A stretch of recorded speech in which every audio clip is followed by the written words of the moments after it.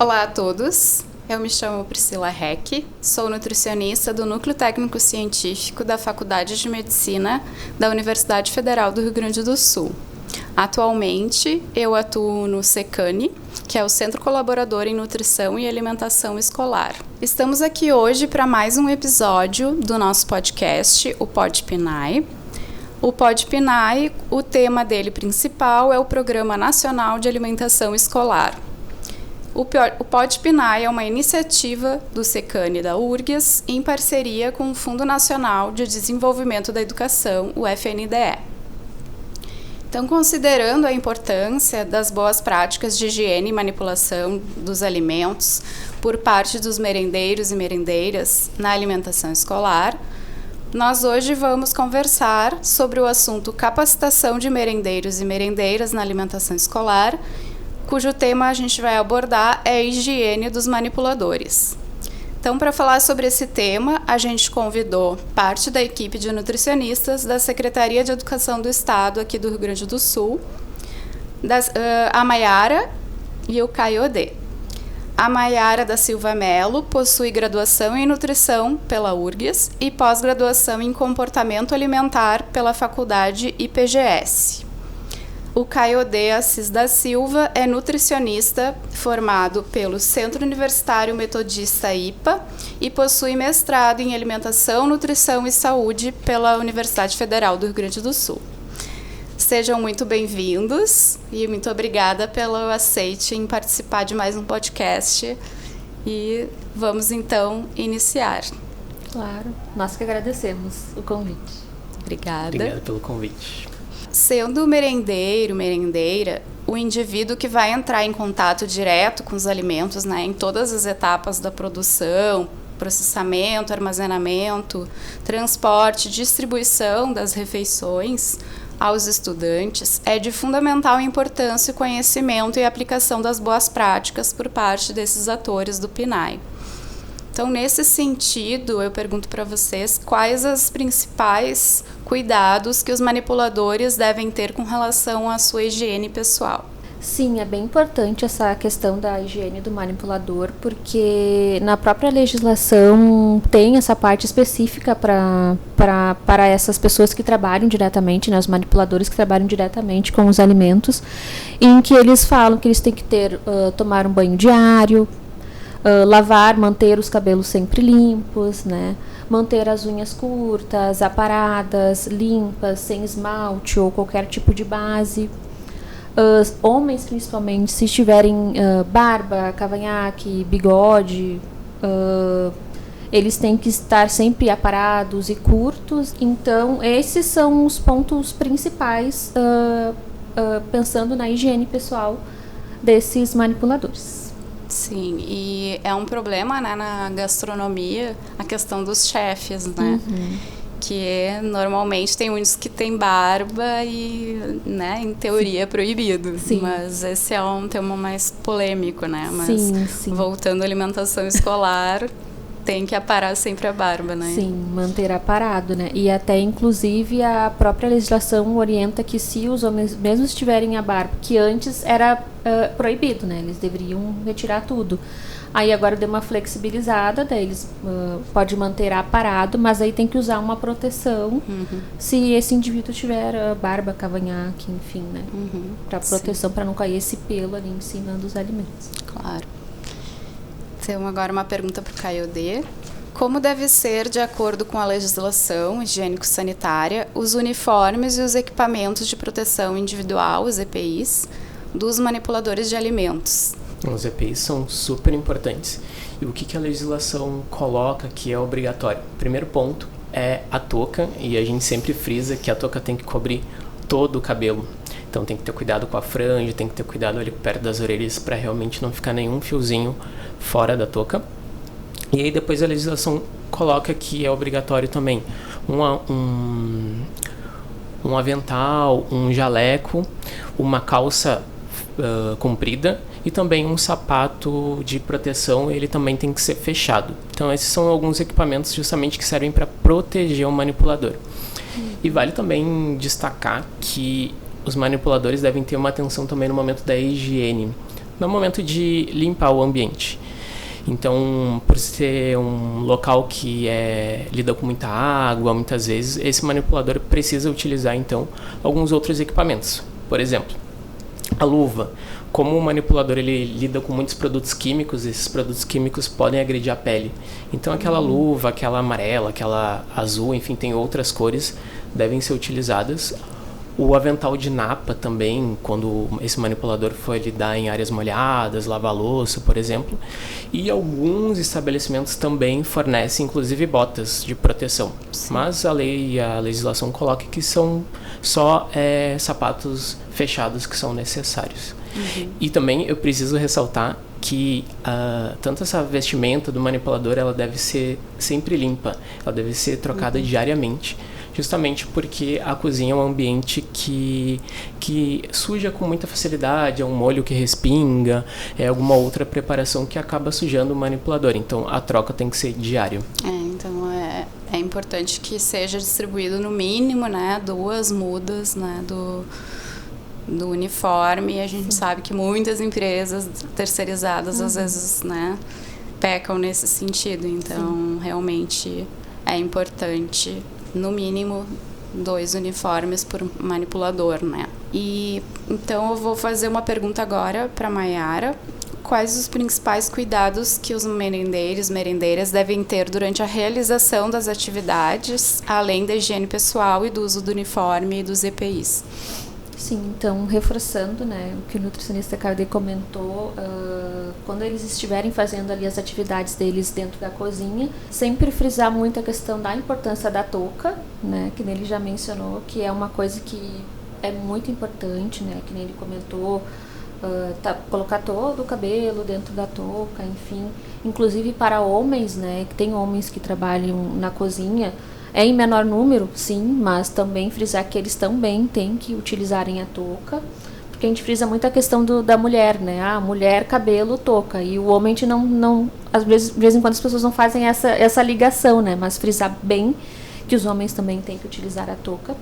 A questão do perfume, né? Perfumes muito fortes, ou desodorante com odor forte também não é, a legislação proíbe que tenha esse cheiro muito forte dentro do ambiente da cozinha.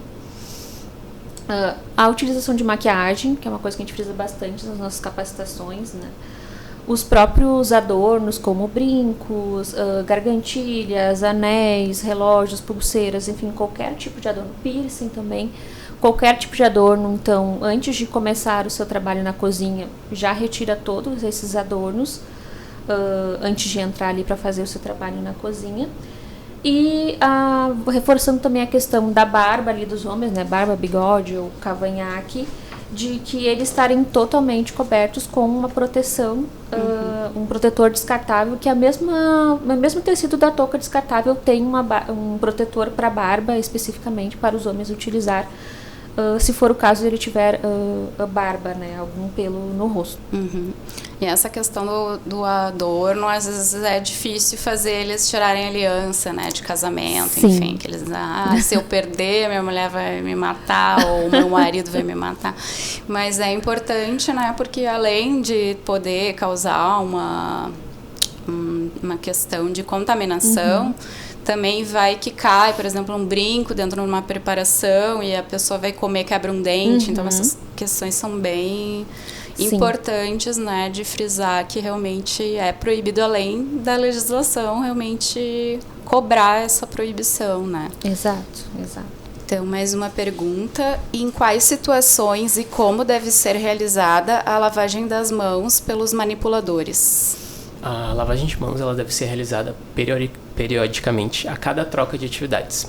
Vou dar um exemplo super simples. Cortei um tomate e eu vou retirar o lixo, por exemplo. Vou fazer a lavagem de mãos para fazer outra atividade. Tirei o lixo ali da minha cozinha, do meu refeitório. Vou novamente lavar as mãos e seguir para alguma outra atividade. Então, sempre que houver troca de atividades, isso é necessário. E é sempre aqueles movimentos que a gente, de certa forma, ficaram de herança, de certa forma, do Covid, que todo mundo aprendeu a lavar as mãos. Então, sempre ter o cuidado em lavar embaixo das unhas, entre os dedos também, as palmas, o dorso da mão, os punhos. Então, todo esse cuidado, e é um momento que não deve ser feito com rapidez, né? Um movimento que deve ser feito, é uma ação que deve ser feita com tranquilidade para garantir que as mãos estarão limpas. Tem alguns testes até que a gente faz de educação alimentar, que a gente coloca da tinta. Isso, a gente vendo o manipulador, coloca tinta e ele tem que higienizar. É bem, sempre muito produtivo, assim. Sim. Mas sempre a gente precisa frisar que dentro da cozinha um dos meios de contaminação mais comuns são justamente as nossas mãos, e é por isso que a gente precisa garantir que elas estão sempre limpas e higienizadas. E por isso também o corte da unha bem rente, né, para não ter a contaminação embaixo da unha.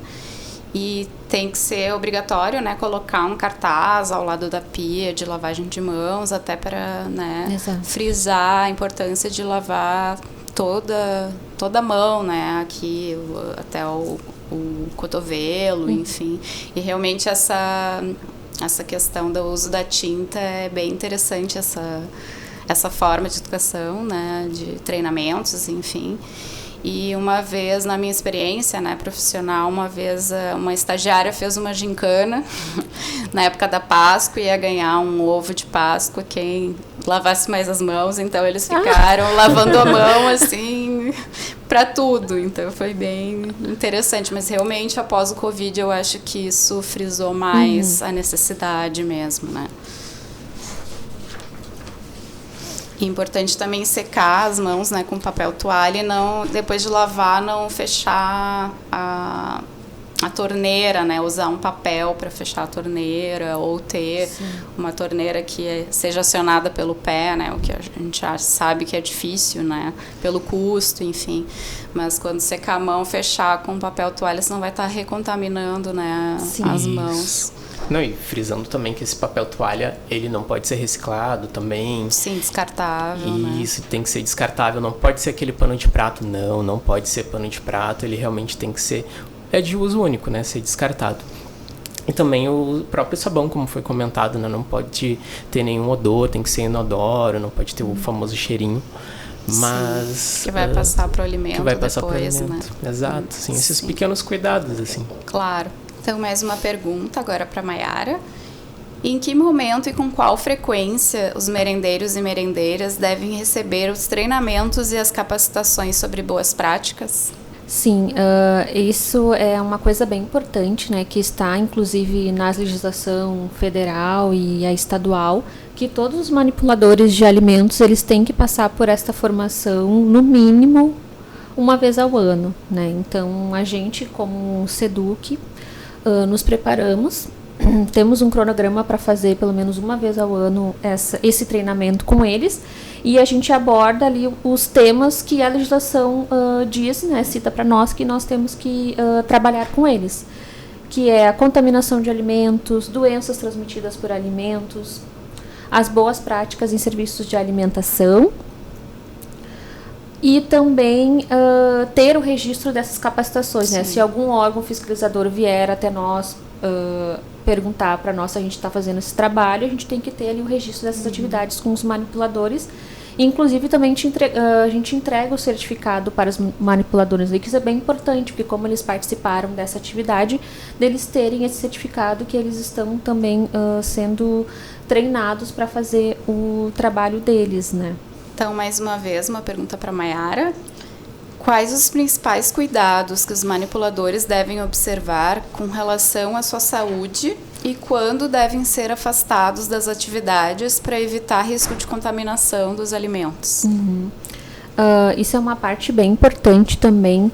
Como esses manipuladores lidam diretamente com o alimento para não ter esse risco de contaminar esses alimentos, eles devem ser afastados quando eles apresentarem algum problema de saúde, né, como um ferimento ou alguma infecção na pele, resfriado também, ou ele estar com gastroenterite também, apresentando vômitos, diarreias.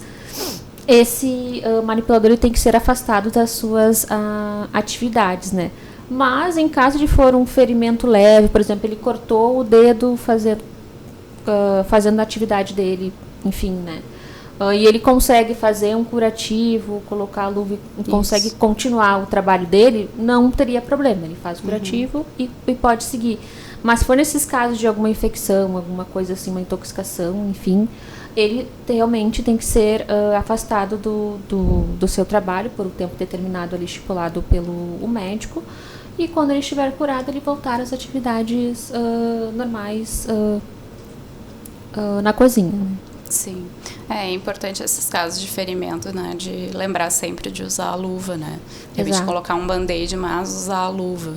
Importante. Isso, sim. A gente frisa bastante, né? Que a questão a gente frisa bastante nas próprias capacitações, que até eles, como manipuladores, eles se complicam do uso da luva. Eles acham que é obrigatório usar sempre a luva, e a gente explica para eles que não, que a legislação diz que é nesses casos assim específicos de um machucado, alguma coisa, e a gente sempre frisa bem bastante para eles. Se machucou e consegue continuar, faz o curativo e faz o uso da luva, né? E também lembrando muito a questão de tu botou a luva, tem que fazer a lavagem também, fazer aquela troca. Essa que é a questão, porque eles botam a luva e acham que tá protegido para sempre. Exato, então, exato. Tem que trocar a luva e também muito importante, né, não chegar perto do fogão para não ter de repente uma queimadura, né? Porque essa questão da luva pega fogo e vai causar uma queimadura. Exato. Né? Mas realmente essa questão do uso da luva, até por isso que não se fala para usar sempre, porque realmente bota a luva e esquece de não precisa lavar mais as não mãos. Precisa mais lavar a mão. Não, tá limpo. Isso, então realmente é importante a troca também, né? Sim.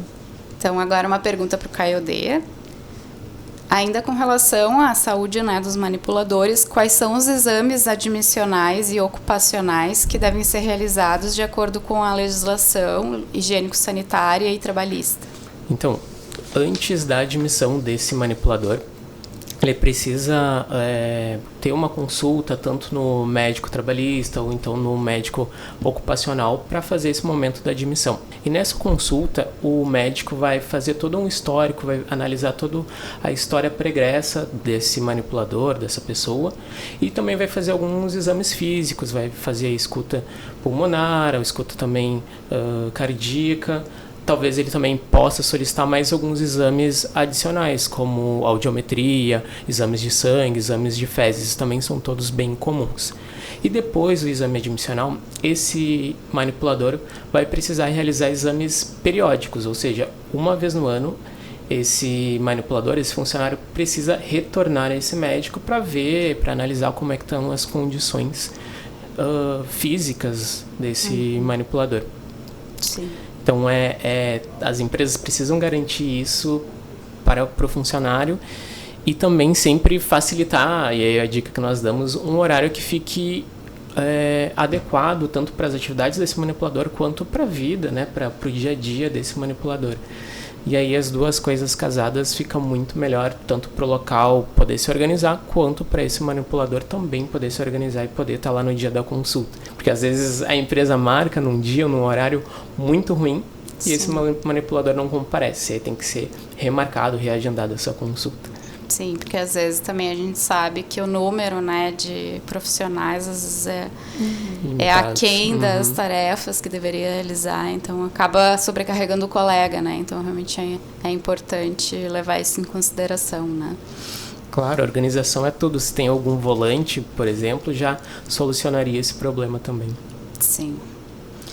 Então, tá bem, gente. A gente agradece a presença e a colaboração de vocês em mais um episódio, né? Que a gente está finalizando agora todos os temas que a gente reservou para capacitações, né? De manipuladores de alimentos, merendeiros e merendeiras, no caso da alimentação escolar, né? E esse é o nosso último episódio do Pod Pinai deste ano de 2024. E então, a gente agradece, né? Mais uma vez a participação da SEDUC, aqui do Rio Grande do Sul. E até o nosso próximo episódio. Obrigada.